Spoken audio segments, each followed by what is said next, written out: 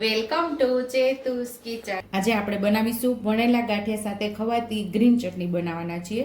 તો આ ગ્રીન ચટણી એટલી મસ્ત ટેસ્ટી બનશે કે તમે ખાતા નહીં ધરાવ એવી મસ્ત એવી ચટણી બનશે. તો એના માટે આપણે લીલા ધાણા લઈ લીધા છે અને અહીંયા આપણે 4 તીખા મરચાં લઈ લીધા છે. તીખા જે પ્રમાણે તમને ફાવતી હોય એ પ્રમાણે તીખા મરચાં લેવાના.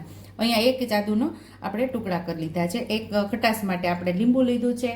તમે અહીંયા લીંબુ પણ વાપરી શકો, પછી લીંબુના ફૂલ પણ વાપરી શકો અને આમચૂર પાવડર પણ વાપરી શકો છો. બજારમાં જે આપણે ચટણી મળે છે તેમાં લીંબુના ફૂલનો ઉપયોગ થાય છે, પણ આપણે આજે લીંબુના ફૂલનો ઉપયોગ નથી કરતા. આપણે અહીંયા લીંબુનો જ ઉપયોગ કરશું. અને અહીંયા આપણે મુઠ્ઠી જેટલા આપણે માંડવીના દાણા કાચા જ લઈ લીધા છે અને અહીંયા એટલા જ આપણે ચોખાના પૌવા લઈ લીધા છે અને લીલા ધાણા. તો ચોખાના પૌવાને આપણે પહેલાં ધોઈ લઈશું. તો વાટકાની અંદર લઈ અને ધોઈ લઈશું સરસ. તો અહીંયા આપણે પૌવા ધોઈ લીધા છે. અહીંયા આપણે પૌવા સરસ ધોઈ લીધા છે. તો હવે મિક્સર જારમાં બધું ઉમેરી દેવાનું છે. આપણે લીલા ધાણા આપણે એમ જ ઉમેરી દેવાના છે બધા. ગળપણ માટે આપણે 1.5 ચમચી જેટલી ખાંડ લીધેલી છે.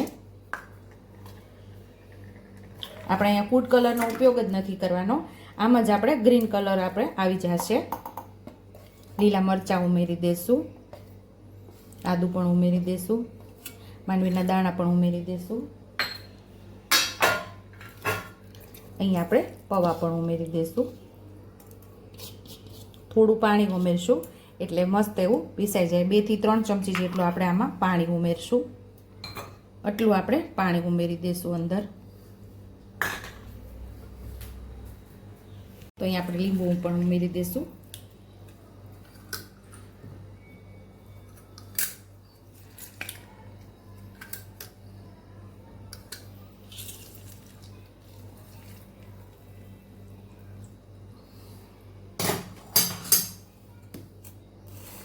પાંચ ચમચી જેટલી આપણે હળદર ઉમેરશું. એનાથી આપણે ચટણીનો કલર બહુ મસ્ત એવો આવે છે. ગાંઠિયાની ચટણીમાં તો આપણે હળદર ઉમેરીને તો બહુ મસ્ત એવો કલર આવે છે. સ્વાદ મુજબ આપણે મીઠું ઉમેરી દઈશું. હવે આપણે આને સરસ પીસી લેવાની છે. તો અહીં આપણી તૈયાર થઈ ગઈ છે ગાંઠિયાની ટેસ્ટી એવી ચટણી. બાઉલની અંદર આપણે સર્વ કરી લઈશું.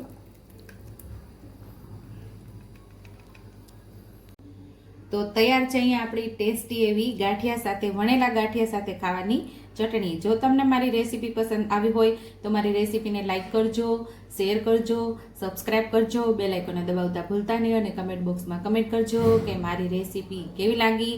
તો આવજો.